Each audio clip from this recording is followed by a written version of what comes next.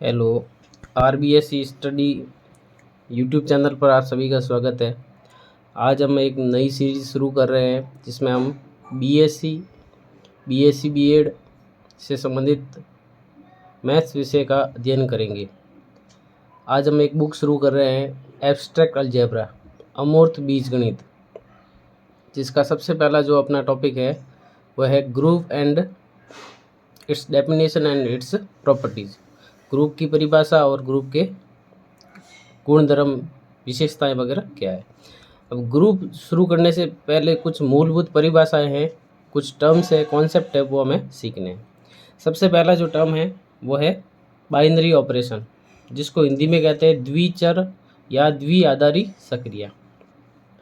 माना ए एक अरिक्त समुच्चय है। अरिक्त समुच्चय का मतलब है ए ऐसा समुच्चय जिसमें कम से कम एक एलिमेंट होना चाहिए, मतलब कोई न कोई एलिमेंट उसके अंदर होना चाहिए, खाली नहीं होना चाहिए। तब ए क्रॉस ए का मतलब होता है ए का ए से कार्तीय गुणन। इसमें अपन ए क्रॉस ए में कैसे एलिमेंट लेंगे, ए कॉमा बी की फॉर्म में। ए स्मॉल ए भी कैपिटल ए से बिलोंग करना चाहिए, स्मॉल बी भी कैपिटल ए से बिलोंग करना चाहिए। जैसे फॉर एग्जांपल मैंने ए लिखा है 1 2 3 एंड सो ऑन, मतलब नेचुरल नंबर का एक सेट लिख दिया, ठीक है। तब अगर मैं लिखता हूँ 1 एंड 2, तो ये 1 भी ए में है और ये 2 भी ए में है, इसका मतलब ये है। अब अगर अपन ए क्रॉस ए निकालते हैं, ए क्रॉस ए का मतलब है आपको पेयर के फॉर्म में लिखना पड़ेगा। जैसे 1 1 1 का इन सब के साथ होगा, 1 का 2 के साथ भी आ सकता है, 1 का 3 के साथ भी आ सकता है। जितने भी एलिमेंट है ना ये ए क्रॉस ए में आएंगे। यदि एफ ए क्रॉस ए से ए में एक क्या है, प्रतिचित्रण है। प्रतिचित्रण का मतलब मैपिंग या फंक्शन भी बोलते हैं। तब इस एफ जो होगा ये समुच्चय ए में एक द्विचर सक्रिया कहलाती है। मतलब जितने भी हम जोड़े के रूप में कोई संख्या लेंगे उसका किस में प्रतिबिंब होना चाहिए, ए में प्रतिबिंब होना चाहिए, ठीक है। और एफ जो है ना यहाँ पे ये क्या है, द्विचर सक्रिया है। अब इस एफ की जगह प्लस भी हो सकता है, माइनस भी हो सकता है, गुणा भी हो सकता है, भाग भी हो सकता है, कोई और सक्रिया भी हो सकती है। अब जो द्विचर सक्रिया होती है उसके जो संकेत है ना उसको कैसे दर्शाते हैं, प्लस से भी दर्शाते हैं, माइनस है, गुणा है, भाग है, और कहीं पर इस प्रकार से एक डॉट भी लिखा हुआ होता है, ठीक है।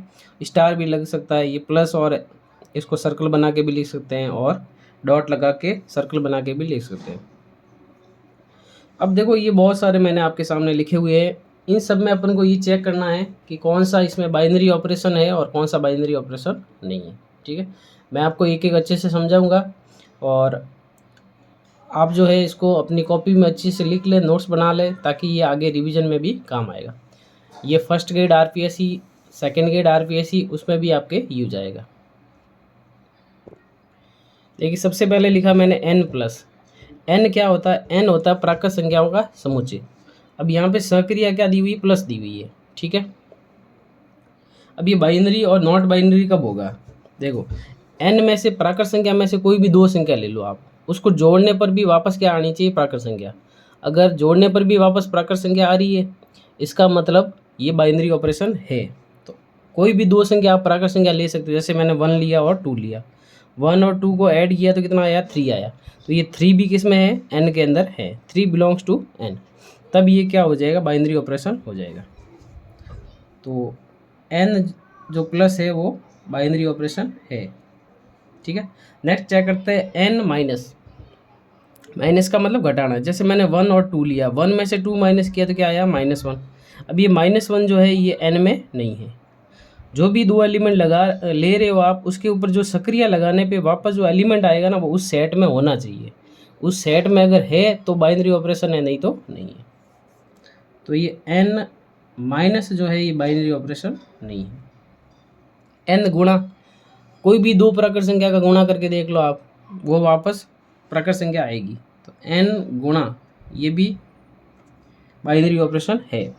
n भाग, अब ये भाग का निशान जो है ये बाइनरी ऑपरेशन नहीं है। क्यों, मैंने लिखा 1 डिवाइड बाई 2 तो 1/2 आएगा। अब ये 1/2 जो है ये प्राकृत संख्या है ही नहीं, ठीक है। तो n भाग जो है ये भी बाइनरी ऑपरेशन नहीं है। W का मतलब होता है पूर्ण संख्या, जो 0 से लेकर अनंत तक होती है। तो कोई भी दो पूर्ण संख्याओं को जोड़ेंगे तो वापस क्या आएगी, पूर्ण संख्या ही आएगी। तो W प्लस जो है ये बाइनरी ऑपरेशन है। W माइनस नहीं है, जैसे मैंने 1 और 2 का एग्जांपल लिया। 1 और 2 दोनों पूर्ण संख्या है, एक में से 2 घटाएंगे तो -1 आएगा, जो पूर्ण संख्या नहीं है। तो ये बाइनरी ऑपरेशन नहीं है। W गुणा, तो ये बाइनरी ऑपरेशन है, क्योंकि कोई भी दो पूर्ण संख्याओं का जो गुणा होगा वो पूर्ण संख्या आएगा। W भाग वाला वो भी नहीं होगा, क्योंकि 1/2 आएगा तो वो नहीं होगा। कोई भी दो पूर्ण संख्या लेके देख लो आप, तो भाग वाला जो है बाइनरी ऑपरेशन नहीं है। Z का मतलब है पूर्णांक। Z प्लस, कोई भी दो पूर्णांक जोड़ेंगे तो हमेशा पूर्णांक आएगा।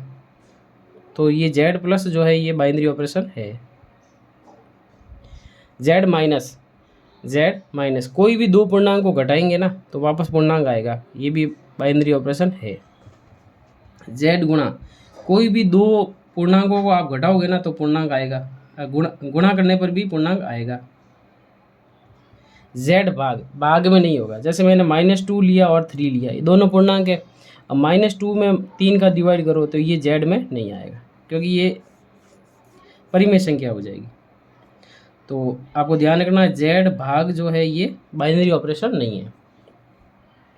नेक्स्ट अपना है Q प्लस। Q का मतलब है परिमेय संख्या है, तो कोई भी दो परिमेय संख्याओं का योग परिमेय संख्या ही होता है। Q प्लस जो है बाइनरी ऑपरेशन है। Q माइनस, ये भी बाइनरी ऑपरेशन है, क्योंकि कोई भी दो परिमेय संख्याओं का घटाओगे ना आप तो वापस परिमेय संख्या आएगी। परिमेय संख्याओं का गुणा करने पे, तो कोई भी दो परिमेय संख्या लेंगे उनका गुणा करेंगे तो वापस क्या आएगी, परिमेय संख्या आएगी। तो Q का अगर Q के साथ में गुणा की सक्रिया लगाएंगे तो ये बाइनरी ऑपरेशन है। Q भाग, अब ये वेरी इंपॉर्टेंट है, Q भाग जो है ये बाइनरी ऑपरेशन नहीं है। कारण इसका क्या है, देखो मैंने जैसे एक कोई लिया, एक परिमेय संख्या, 1/2 भी ले सकते हो, और 0 भी क्या है, परिमेय संख्या। जैसे ही मैं इसमें भाग की सक्रिया लगाऊंगा, 1/2 में अगर 0 का भाग देते हैं तो ये क्या हो जाएगा, अनंत जो है अपरिभाषित है, तो ये Q के अंदर नहीं है। तो ये ध्यान रखना आपको, 0 हमेशा गड़बड़ करता है, तो 0 का कॉन्सेप्ट हमेशा याद रखना। तो जो Q परिमेय संख्याओं की भाग के साथ सक्रिया जो है बाइनरी ऑपरेशन नहीं है। R प्लस वास्तविक संख्या है, तो वास्तविक संख्याओं में प्लस के साथ में कोई भी दो वास्तविक संख्या लेके देख लीजिए आप, तो ये बाइनरी ऑपरेशन होगा। R माइनस, वास्तविक संख्याओं को घटाने पर वास्तविक संख्या आएगी, वास्तविक संख्याओं का गुणा करने पर भी वास्तविक संख्या आएगी, पर वास्तविक संख्याओं का भाग करने पर वास्तविक संख्या नहीं आएगी। इसका कारण है वो 0 में 0 वाला कॉन्सेप्ट लगाएंगे ना तो वो अपरिभाषित हो जाएगा। तो R भाग का निशान जो है ये बाइनरी ऑपरेशन नहीं है। उसके बाद में लिखा मैंने T प्लस, ये भी इम्पोर्टेंट है। T यहाँ पे अपरिमेय संख्या है। T मैंने किसके लिए लिखा है, T यहाँ दर्शाया हुआ है अपरिमेय संख्या को दर्शाया हुआ है, ठीक है। अब यह प्लस जो लिखा हुआ है इसमें क्या लिखना है आपको, दो परिमेय संख्याओं का योग परिमेय संख्या आ रहा है कि नहीं आ रहा है। जैसे देखो मैंने एग्जाम्पल लिया, 2 + √2 ये अपरिमेय संख्या है, 2 - √2 ये भी अपरिमेय संख्या। अब इनको अगर मैं जोड़ता हूँ, क्योंकि प्लस की सक्रिया लगानी है, तो ये माइनस का √2 और प्लस का √2 तो कट जाएगा, 2 + 2 क्या हो जाएगा, 4। और ये कैसी संख्या है, परिमेय संख्या। तो दो अपरिमेय संख्याओं का योग हमेशा अपरिमेय संख्या नहीं होता है, तो ये बाइनरी ऑपरेशन नहीं है। T प्लस जो है परिमेय संख्याओं पर योग की सक्रिया हमेशा जो है बाइनरी ऑपरेशन नहीं होती है। नेक्स्ट है T माइनस। T माइनस का मतलब है अपरिमेय संख्याओं को घटाने पर जो है वापस क्या आनी चाहिए, अपरिमेय संख्या आनी चाहिए। वही उदाहरण ले लेते हैं, 3 + √2 और 2 + √2, ये मैंने दो अपरिमेय संख्या ले ली अलग अलग, इनको घटा देते हैं। घटाने पे ये और ये तो कैंसिल हो जाएगा, 3 में से 2 गया, कितना आ गया, 1। और ये कैसी संख्या, परिमेय संख्या। तो अपरिमेय संख्याओं पर अगर हम घटाने की सक्रिया लगाते हैं ना, वो भी बाइनरी ऑपरेशन नहीं है। गुणा की सक्रिया भी वही सिस्टम है सेम।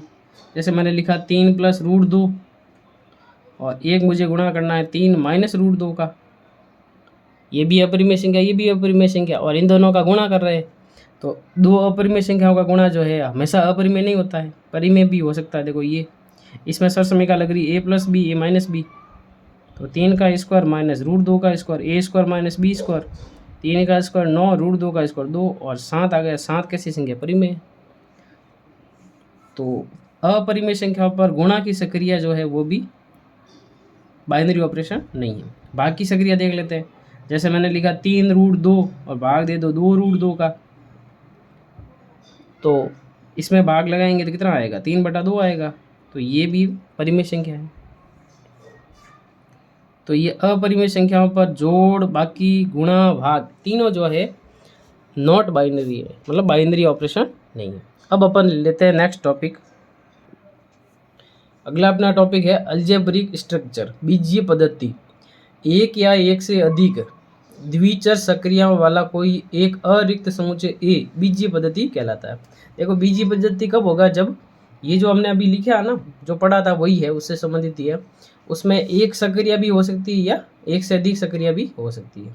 जैसे यदि स्टार समुच्चय जेड में एक द्विचर सक्रिया है, स्टार कोई सक्रिया है, समुच्चय कौन सा दिया हुआ? जी। उसमें अगर बाइनरी ऑपरेशन है, बाइनरी ऑपरेशन का मतलब अभी मैंने समझा दिया क्या होता है। तो जी स्टार जो है एक बीजीय पद्धति कहलाता है। इसके अन्य उदाहरण n+, ये भी बीजीय पद्धति को डिनोट करेगा। आई का मतलब इंटीजर होता है, पूर्णांक। इसको आई से भी दर्शाते हैं और जेड से भी दर्शाते हैं। i-r+ डॉट, यहाँ पे प्लस की भी सक्रिया और डॉट का मतलब गुणा की भी सक्रिया है आदि। तो एक या एक से अधिक सक्रिया लगा के अगर किसी ग्रुप को लिख लेते हैं ना, उसको क्या बोलते हैं? बीजीय पद्धति बोलते हैं, अलजेब्रिक स्ट्रक्चर बोलते हैं। नेक्स्ट अपना टॉपिक है ग्रुपोइड। ग्रुपोइड का दूसरा नाम होता है क्वासी ग्रुप। इसको क्वाजी ग्रुप भी कहते हैं। एक बीजीय पद्धति जी स्टार को ग्रुपोइड कहते हैं यदि यह स्टार सक्रिया के अंतर्गत संवर्त हो। संवर्त का मतलब होता है क्लोज्ड होनी चाहिए। देखो इसके उदाहरण दिए n+। क्लोज्ड का मतलब क्या होता है? अगर आप n में से कोई भी दो संख्या लेते हैं, जैसे 2 और 3 लिया, और इसमें कौन सी सक्रिया लगाई? प्लस। वापस अगर वही एलिमेंट उसके अंदर होना चाहिए, जैसे दो एलिमेंट को जोड़ा मैंने, 2 और 3 को जोड़ा, कितना आया? 5। 5 भी वास्तविक संख्या है कि नहीं है? है। अगर नेचुरल नंबर है, प्राकृत संख्या है, अगर प्राकृत संख्या है वापस, तो वो भी क्या होना चाहिए? उसको क्या बोलते हैं? संवर्त बोलते हैं। तो ये जितने भी अपन ऊपर लिख रहे हैं ना, ये सब क्या है? ग्रुपोइड है। तो ग्रुपोइड में एक कंडीशन है, क्लोज्ड होना चाहिए, संवर्त होना चाहिए। जैसे मैंने उदाहरण दिया n- का, अगर आपसे पूछ लिया जाए n जो माइनस है ना, ये ग्रुपोइड है या नहीं है, तो आप बोलोगे सर नहीं है। क्यों? इसमें से n में से कोई भी दो एलिमेंट उठाओ और माइनस की सक्रिया लगाओ। जैसे मैंने 2 और 3 लिया, 2 में से 3 घटाएंगे, कितना आएगा? -1। अब -1 जो है ये n में है ही नहीं, तो ये क्लोज्ड नहीं है। क्लोज्ड नहीं, इसका मतलब ग्रुपोइड भी नहीं है। z- पूर्णांकों का समुच्चय घटाने की सक्रिया लगाएंगे, कोई भी दो पूर्णांकों को घटाने पे वापस पूर्णांक ही प्राप्त होता है, तो क्लोज्ड है इसका मतलब ग्रुपोइड भी है। परिमेय संख्याओं पर गुणा की सक्रिया लगाएंगे, तो कोई भी दो परिमेय संख्याओं का गुणा जो है वापस परिमेय संख्या ही होती है, तो ये भी क्या है? ग्रुपोइड। और ग्रुपोइड को ही क्या कहते हैं? क्वाजी ग्रुप भी कहते हैं। ये इंपॉर्टेंट है, कई बार यूनिवर्सिटी के एग्जाम में पूछा गया है। अगली अपनी डेफिनेशन है लूप। लूप क्या होता है? तो एक क्वाजी ग्रुप का भी मैंने मतलब बता दिया, जो क्या हो? समवर्त होना चाहिए, क्लोज्ड होना चाहिए। तो क्वासी ग्रुप जो है उसको लूप कहेंगे यदि उसमें तत्समक अवयव विद्यमान हो। आइडेंटिटी एलिमेंट ई जो है विद्यमान होना चाहिए। आइडेंटिटी एलिमेंट ई कब विद्यमान होगा? कोई भी एलिमेंट अगर अपन ग्रुप से लेते हैं, इसको बोलते हैं for all A belong to G. G कोई समुच्चय लिया, उसका एलिमेंट ले रहे हैं ए जितने भी एलिमेंट है सब ले रहे हैं। अगर वो इस कंडीशन को सेटिस्फाई कर रहा है, ई स्टार ए, मतलब ई और ए के बीच में हमने स्टार सक्रिया लगाई, वापस मिलना चाहिए वही एलिमेंट मिलना चाहिए, ए मिलना चाहिए। और ई स्टार ए भी क्या होना चाहिए? ए होना चाहिए। ठीक है, अगर ये कंडीशन सेटिस्फाई हो रही है फॉर ऑल, मतलब हर एलिमेंट के लिए ऐसा होना चाहिए, ठीक है, तब उसको अपन क्या कहेंगे? लूप कहेंगे। तो अगर तस्मक समवर्त के साथ साथ अगर तस्मक भी विद्यमान है तब वो लूप होगा। और तस्मक अवयव जो होगा उसको ई से दर्शाते हैं। तस्मक अवयव जो है हमेशा उस समूचे में विद्यमान होना आवश्यक है, उस ग्रुप में होना चाहिए। जैसे देखो एक एलिमेंट लिया मैंने जेड प्लस, ठीक है। देखो जेड जेड क्या होता है, पूर्णांकों का समुच्चय होता है, और इसमें कौन सी सक्रिया लगानी, प्लस की। अब जेड में से कोई भी एलिमेंट लेते हैं अपन, ठीक है। अपन को देखो ये सक्रिया लगानी, स्टार ई स्टार ए डॉट वापस क्या आना चाहिए, ए आना चाहिए, ठीक है। या फिर ई स्टार ए, स्टार की जगह यहाँ पे क्या है, प्लस की सक्रिया है, ठीक है। ई अपन को बताना क्या होगा, देखो अब यहाँ ई बताना है, इसको छोड़ देते हैं अपन एक बार। प्लस ए कोई जेड में से कोई एलिमेंट लेते हैं, जैसे मैंने लिया 2, और वापस ए आना चाहिए, मतलब क्या आना चाहिए 2। अब मैं 2 में क्या जोड़ूंगी, वापस 2 आ जाए, तो सर 0 जोड़ दो। तो प्लस की सक्रिया के लिए जो तत्समक अवयव होता है ना, वो क्या होता है, 0 होता है, ठीक है। अब यहाँ पे तत्समक अवयव कौन है, प्लस की सक्रिया के लिए ई बराबर 0 है। अब 0 जो वापस इस सेट के अंदर होना चाहिए, जेड के अंदर है क्या है, तो ये जेड प्लस क्या है, लूप है। तो इस प्रकार से आपको प्लस की सक्रिया के लिए जो है 0 को तत्समक अवयव याद रखना है। तो जेड प्लस लूप है, डब्ल्यू प्लस प्लस की सक्रिया के लिए तत्समक कौन है, 0। 0 होल नंबर में आता है, होल मतलब पूर्ण संख्या है, आता है सर, तो ये लूप है। आर प्लस, आर मतलब वास्तविक संख्याओं का समुच्चय, प्लस के लिए 0 होता है, तो 0 वास्तविक संख्या में आता है। एन गुणा, एन की सक्रिया, अब गुणा की सक्रिया के लिए जो है ना, वो अपन देखते हैं। देखो अभी मैंने बताया ई गुणा ए, यहाँ स्टार की जगह गुणा का निशान लगा रहा हूँ, वापस क्या आना चाहिए, ई। अब नेचुरल नंबर में से कोई भी एक एलिमेंट लेता है, मान लो 3 लिया, तो यहाँ पर भी क्या लिखना पड़ेगा, 3। अब मैं 3 को किससे गुणा करूँगी, वापस 3 आ जाए, तो सर 1 से गुणा कर लो। तो 1 से गुणा करेंगे 3 का, तो वापस क्या आएगा, 3। तो गुणा की सक्रिया के लिए जो तत्समक अवयव वो है, वो क्या है, 1। अब 1 वापस नेचुरल नंबर में है क्या, तो सर है, नेचुरल नंबर में 1 आता है। तो गुणा की सक्रिया n जो है नेचुरल नंबर में, इसका तत्समक क्या है, 1 है, 1 n में है क्या, है सर, तो ये क्या है, लूप है। आई गुणा, आई मतलब पूर्णांकों का समुच्चय, और इसको मैं गुणा की सक्रिया में क्या हो जाएगा, 1 हो जाएगा, तो ये भी जो है लूप है। आर गुणा वास्तविक संख्या में गुणा की सक्रिया लगाएंगे, तो इसमें ई क्या है, सर 1 है, और 1 वास्तविक संख्या में आता है, हाँ आता है सर, तो ये क्या है, लूप है। अब ये एक एग्जांपल लिया मैंने n प्लस जो है लूप नहीं है, क्यों, क्योंकि n प्लस में इसका तत्समक अवयव तो 0 है, प्लस की सक्रिया लिए 0 होता है, पर ये 0 जो है ये n में नहीं है, किस में नहीं है, n में। तो ध्यान रखना है, अच्छा सवाल है, n प्लस जो है लूप नहीं है, क्यों, क्योंकि e बराबर 0 जो है नेचुरल नंबर में विद्यमान नहीं है। तो ये हो गई लूप की डेफिनेशन। लूप क्या होता है, ऐसा समूह, ऐसा ग्रुप जो समवर्त भी होना चाहिए, और क्या होना चाहिए, उसमें तत्समक अवयव भी विद्यमान होना चाहिए। या फिर ऐसे परिभाषा बता सकते हो कि ऐसा कोई ग्रुप जिसमें तत्समक अवयव विद्यमान हो, उसे क्या बोलेंगे, लूप बोलेंगे। अब मैंने एक क्वेश्चन लिया है, ए स्टार बी बराबर ए प्लस बी माइनस 3 हो तो सक्रिया स्टार सक्रिया के लिए तत्समक अवयव ज्ञात कीजिए। तत्समक अवयव आपको ज्ञात करना है, इसका सॉल्यूशन लेते हैं अपन। तत्समक अवयव के लिए आपको हमेशा ये याद रखना है, ई स्टार ए बराबर ए, या आप ये लगा सकते हो ए स्टार ई बराबर ए, वापस ए आना चाहिए, ठीक है। अपन को इस क्वेश्चन में ई ज्ञात करना है। अब देखो ये लगा देते या ये लगा देते, आंसर तो वही आएगा।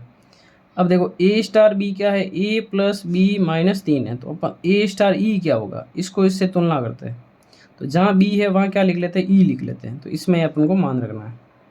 तो ए प्लस ई माइनस 3 बराबर क्या हो गया, ए, ठीक है। दोनों तरफ ए से ए तो कैंसिल हो गया, ई माइनस 3 बराबर क्या आ गया, 0, और 3 माइनस का उधर जाके क्या हो जाएगा, प्लस का। तो स्टार सक्रिया के लिए तत्समक अवयव कितना हो गया, 3 हो गया। नेक्स्ट अपनी डेफिनेशन है सेमी ग्रुप की। यदि जी स्टार एक बीजीय पद्धति है, बीजीय पद्धति मैंने अभी आपको बताया थोड़ी देर पहले, जो क्या हो, समवर्त हो, क्लोज्ड होनी चाहिए, मतलब कोई 2 एलिमेंट लेने पर उसके ऊपर कोई ऑपरेशन लगाएंगे तो वापस वही एलिमेंट उस ग्रुप के अंदर होना चाहिए, ठीक है। जी स्टार एक सेमी ग्रुप जो है कहलाता है यदि द्विचर सक्रिया स्टार जो है क्या हो, सहचारी हो। सहचारी को इंग्लिश में कहते हैं एसोसिएटिव। अगर वो जो द्विचर सक्रिया है अगर सहचारी हो जाए, एसोसिएटिव हो जाए, तब वो क्या होगा, सेमी ग्रुप कहलाएगा। मतलब वो क्लोज्ड होना चाहिए, मतलब समवर्त होना चाहिए। समवर्त के साथ साथ क्या होना चाहिए, सहचारी होना चाहिए, एसोसिएटिव होना चाहिए। दो कंडीशन है इसमें, एक तो क्लोज्ड और एक एसोसिएटिव। अब सहचारी कैसे चेक करते हैं, इस प्रकार से करते हैं। 3 एलिमेंट लेते हैं कोई, ये फॉर ऑल है, मतलब जी में से कोई भी 3 एलिमेंट लेके अपन चेक करते हैं। सबके लिए ये होना चाहिए। ए स्टार बी, पहले ए और बी की सक्रिय करवाते हैं, फिर जो रिजल्ट आएगा उसको किसके साथ कराएंगे, सी के साथ में।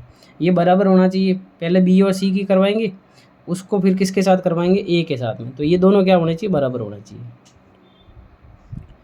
इसके उदाहरण दिए हुए एन प्लस जो है ये सेमी ग्रुप है, जेड प्लस भी है, जेड गुणा भी है, क्यू गुणा भी है और आर प्लस भी। अब ये कैसे है वो चेक करते हैं अपन। जैसे अपन एन प्लस लेते हैं, एन में से कोई 3 संख्या लेते हैं अपन, 1 2 और 3 ले लेते हैं, ठीक है। अब इसके ऊपर ये सक्रिया लगाते हैं, 1 स्टार 2 स्टार 3, ठीक है। अब यहाँ स्टार की जगह क्या है, प्लस है, तो 1 + 2 फिर +3, तो 1 और 2 को ऐड करेंगे 3, 3 + 3 कितना आ गया, 6। तो लेफ्ट हैंड से 6 आ गई। अब ये लगाते हैं 1 + 2 + 3, तो 1 + 2 और 3 कितना हो गया, 5, 5 और ये कितना हो गया, 6। तो ये दोनों क्या आ रहा है, बराबर आ रहा है। इसका मतलब ये n प्लस जो है, और ये जो भी रिजल्ट आ रहा है ये वापस किस में, n के अंदर होना चाहिए। तो ये क्लोज्ड भी है और क्या है, एसोसिएटिव भी है। तो इसका मतलब इसको क्या बोलेंगे अपन, सेमी ग्रुप बोलेंगे। तो सेमी ग्रुप के आपको एग्जाम्पल याद रखना है, माइनस वाले नहीं होते हैं, ध्यान रखना। माइनस का कोई भी इसमें एग्जाम्पल नहीं दिया, भाग के तो वैसे होते ही नहीं है। भाग में तो वो पहली बात तो वो क्लोज्ड ही नहीं होते, तो ये भाग वाला तो कोई एग्जाम्पल आएगा नहीं इसमें, ठीक है। प्लस वाले और गुणा वाले आएंगे। तो n प्लस जेड गुणा क्यू का मतलब परिमेय संख्या। परिमेय संख्या में भी ये कंडीशन सेटिस्फाई होती है, आप एग्जाम्पल लेके भी देख सकते हो। वास्तविक संख्या में प्लस की सक्रिया ये भी होती है। अब एक मैंने एग्जाम्पल लिया जेड माइनस जो है is not a semi group. Z minus जो है सेमी ग्रुप नहीं है। एग्जाम्पल ले लेते हैं, जैसे मान लिया 1 2 और 3, 1 2 और 3, ये तीनों जो है ये जेड में है। अब इसमें सक्रिया लगाते हैं माइनस की, तो 1 - 2 - 3, ठीक है। तो 1 - 2 कितना हो जाएगा, -1 और -3, ये कितना आया, -4। अब ये लगाते हैं 1 माइनस b - c 2 - 3, 1 माइनस 2 में से 3 घटाएंगे माइनस का 1, तो ये माइनस माइनस क्या हो जाएगा, 1 + 1 कितना हो जाएगा, 2। तो ये दोनों जो है बराबर नहीं है। तो माइनस में जो है ये एसोसिएटिव नहीं है। तो जेड माइनस जो है सेमी ग्रुप नहीं है। एन माइनस भी सेमी ग्रुप नहीं है, ये भी ध्यान रखना है। क्यू माइनस भी सेमी ग्रुप नहीं है, क्योंकि इसमें एसोसिएटिव जो प्रॉपर्टी है वो सेटिस्फाई नहीं होती है। नेक्स्ट अपना टॉपिक है मोनोइड। मोनोइड क्या होता है, देखो, A semigroup is called monoid if there exist an identity element E in G. मतलब कोई आइडेंटिटी एलिमेंट जो है, तस्मक अवयव जो है ई उस समूचे में विद्यमान होना चाहिए, such that E star A equal to A star E equal to B A for all A belong to G. मतलब सेमी ग्रुप जो है वो मोनोइड कब होगा, जब उसमें आइडेंटिटी एलिमेंट जो है विद्यमान होगा, तस्मक अवयव उसके अंदर आना चाहिए। और सेमी ग्रुप क्या होता है, अभी मैंने बताया, जो क्लोज्ड भी हो और एसोसिएटिव भी हो। यदि एक सेमी ग्रुप जी स्टार में सक्रिया का तस्मक अवयव ई विद्यमान हो तो जी स्टार जो है मोनोइड कहलाएगा। अब मोनोइड का मैंने एक एग्जांपल लिखा है n क्रॉस, मतलब n गुणा, या इसको n डॉट भी लिखते हैं, डॉट का भी क्या मतलब है, गुणा है। ये मोनोइड है। मोनोइड क्यों है, देखो, सबसे पहले ये क्लोज्ड है या नहीं है चेक करते। क्लोज्ड का मतलब है कोई भी 2 एलिमेंट लो, उसके ऊपर सक्रिया लगाओ, जो एलिमेंट आएगा वो उस ग्रुप में होना चाहिए। तो कोई भी 2 प्राकृत संख्याओं का गुणा वापस प्राकृत संख्या ही आती है, तो क्लोज तो है। एसोसिएटिव है क्या, तो गुणा की सक्रिया एसोसिएटिव होती है। कैसे चेक कर देते हैं, मैंने 1 2 3 लिया, ठीक है, मैंने 1 का 2 से गुणा किया, फिर मैंने 3 से गुणा किया, तो ये कितना पूरा सॉल्व होकर कितना आएगा, 6। फिर हमने क्या किया, 1 को 12 का 2 × 3 किया, इसको भी सॉल्व करने में कितना आएगा, 6। तो ये दोनों बराबर आ रहे हैं, तो एसोसिएटिव भी है। अब गुणा की सक्रिया के लिए जो ई होता है ना, तस्मक अवयव, वो क्या होता है, 1। अब 1 जो है वापस जी में है कि नहीं है, तो सर है, क्योंकि n 1 तो नेचुरल नंबर है। तो इसलिए ये क्या है, मोनोइड है। N plus is not a monoid, N plus जो है मोनोइड नहीं है। क्यों? क्योंकि प्लस की सक्रिया के लिए जो तस्मक अवयव होता है वो क्या होता है, 0 होता है, और ये तस्मक अवयव हमेशा उस ग्रुप में होना चाहिए। तो एन में 0 है क्या, तो वो सर नहीं है, इसलिए ये मोनोइड नहीं है। ठीक है, मोनोइड नहीं है। उसका एग्जाम्पल एक अपन ये भी दे सकते हैं, जेड माइनस। ये क्यों नहीं है, क्योंकि ये जो है एसोसिएटिव नहीं होगा। ठीक है, पिछले उसमें मैंने समझाया था आपको, क्योंकि ये एसोसिएटिव नहीं है, एसोसिएटिव होना ज़रूरी है। ठीक है, अब देखो आज के लिए इस वीडियो में इतना ही। कल अपन पढ़ेंगे ग्रुप के बारे में। तो अगर आपको ये वीडियो अच्छा लगा है तो इस चैनल को जो है सब्सक्राइब करना है, आपको लाइक शेयर भी करना है। वीडियो को बनाने में काफ़ी मेहनत लगती है, अगर आप लोग सपोर्ट करोगे तो आगे ऐसे भी वीडियो आपको मिलते रहेंगे। सब्सक्राइब करने के बाद में जो है बेल आइकन घंटी के निशान पर क्लिक ज़रूर करें। और जो भी आप बीएससी या बीएससी मैथ, बीएससी बीएड कर रहे हैं, वो आप इसके नोट्स प्रॉपर बना लें और इनका रिवीजन करते रहे आप। ये क्लासेज आपको कंटिन्यू मिलती रहेगी। बस आपसे एक ही गुजारिश है कि चैनल को सब्सक्राइब करें, लाइक करें, वीडियो ज़्यादा से ज़्यादा शेयर करें, और सब्सक्राइब भी आपको बढ़ाना है, आगे से आगे शेयर भी करना है। थैंक यू, मिलते हैं नेक्स्ट वीडियो में ग्रुप के साथ में।